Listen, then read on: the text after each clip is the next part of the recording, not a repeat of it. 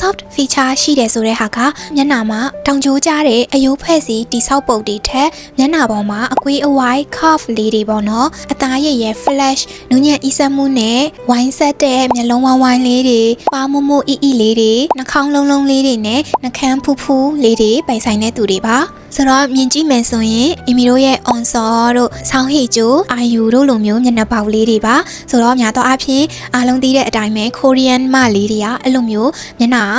soft ဖြစ်တဲ့ features လေးတွေရှိပါတယ်ဒီလိုမျိုး soft features တွေပိုင်ဆိုင်တဲ့သူတွေကတဘာဝအတိုင်းကိုပဲသူတို့ရဲ့နူးညံ့မှုနဲ့ youthful ဖြစ်တဲ့ဒီငယ်ရွယ်တဲ့ပုံပေါက်တယ်နောက်ပြီးတော့ဒီ approachable ချီကပ်ရလွယ်ကူတဲ့ပုံစံမျိုးနဲ့ကြည့်လိုက်တာနဲ့မျက်နှာလေးတွေချောလေးတွေနဲ့ innocent ဖြစ်နေတယ်ဆိုတဲ့ vibe မျိုးကိုတဘာဝအတိုင်းရတဲ့သူလေးတွေပါ makeup မှာဆိုလို့ရှိရင်တော့ soft ဖြစ်တဲ့သူလေးတွေက makeup ကိုအရန်မှောင်အောင်အရန်တောက်အောင်ပြင်လိုက်တဲ့အခါမှာကိုယ့်ရဲ့ natural features ပျောက်သွားပြီးတော့ကိုယ်ထက်ကိုမှ makeup ကိုပဲအရင်မြင်ပြီးတော့ makeup က cover power လောက်သွားနိုင်တယ်အဲ့ဒါကြောင့်မလို့မျက်ခုံးนี่မှာဆိုလို့ရှိရင်လည်း feather brown လို့မျိုးမျက်ခုံးကွေးလေးပြင်ရပါမယ်နှာခမ်းนี่ဒီမှာဆိုရင်လည်း lip liner တွေအများကြီးဆိုတဲ့ဟာထက်အလဲကနေပြီးတော့ဒီလိုမျိုးအယောင်လေးနည်းနည်းပဲဖြန့်ထားတဲ့ lip tint လေးကိုပဲဒီအတွင်းထဲမှာထည့်တဲ့ဟာမျိုးလေးတွေကပို့ပြီးတော့လိုက်ဖက်နိုင်ပါတယ်ပါနီ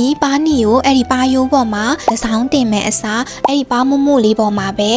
အဝိုင်းလေးချဲ့တာမျိုး apple cheekပုံစံလိုမျိုးလေးတွေပြင်တာကပို့ပြီးတော့လိုက်ဖက်ပါတယ်စပင်ပုံစံပေါ့နော်စပင်ပုံစံမှာဆိုရင်အဖြောက်အစင်းထားတဲ့ဟာမျိုးဒီဒုံတိတွေထားတဲ့ဟာမျိုးထက်နည်းနည်းအကွေးအဝိုက်လေးတွေနည်းနည်းအဲ့ဒီ wavy ဖြစ်တဲ့ဟာမျိုးလေးတွေစပင်အရန်ကတ်နေတဲ့ပုံစံမျိုးတွေထက် volume ပေါ့နော်နည်းနည်းစပင်ပွားတဲ့ဟာမျိုးလေးတွေကလည်းပို့ပြီးတော့လိုက်ဖက်မှာဖြစ်ပါတယ်outfit တွေပါ outfit တွေမှာဆိုရင်ဒီအီမီတို့ရဲ့ onsaw တို့အာယူတို့ကိုကြည့်လိုက်တယ်ဆိုရင်သူတို့တွေကအရင်အဲ့လိုတောက်တင်း stretcher ကြတဲ့ဟာတွေဝတ်တာထက်နည်းနည်းအသားပျော့အီလေးတွေနဲ့ satin တို့ chiffon တို့ silkပိုသားလေးတွေအဲ့လိုမျိုးအသားပျော့အီလေးတွေနဲ့ drapey ဖြစ်တဲ့ဂါဝင်လေးတွေ top လေးတွေဇာလေးတွေနဲ့လှုပ်ထားတဲ့ top လေးတွေဝတ်တာကတော့ကိုယ့်ရဲ့ youthful ဖြစ်တဲ့ငယ်ရွယ်နှုတ်ပြမှုကိုပို့ပြီးတော့ဖော်ပြနိုင်ပါတယ် accessories တွေမှာဆိုလို့ရှိရင်တော့အရင်ကြီးလွန်းတဲ့ bold ဖြစ်တဲ့ဟာတွေကိုရှောင်ပြီးတော့နည်းနည်း delicate ဖြစ်တဲ့သေးတဲ့အရာလေးတွေကိုရွေးချယ်တာကတော့အကောင်းဆုံးပါပဲအဲ့ဒီမှာတောင်မှ stretcher ကြတဲ့အဲ့လိုမျိုးတရိကန်ပုံစံလိုမျိုးတောက်တင်တဲ့ဟာတွေထက်တောင်မှ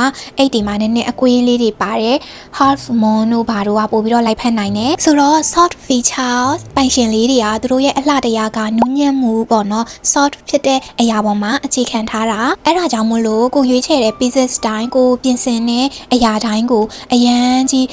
ပြင်းလွန်းတာအရန် harsh ဖြစ်လွန်းတဲ့ makeup လိုမျိုးတွေအရန်တောက်တဲ့အရာတွေထက်အနာသက်တွေကိုလည်းတောက်မနေစေပဲနည်းနည်းအကွေးအဝိုက်ပါတာလေးတွေရွေးချယ်မယ်နောက်ပြီးတော့ soft ဖြစ်တဲ့အရာလေးတွေရွေးချယ်မယ် soft ဖြစ်တဲ့ color လေးတွေကိုရွေးချယ်ပြီးတော့ပြင်မယ်ဆိုလို့ရှိရင်တော့ကိုယ့်ရဲ့ natural features က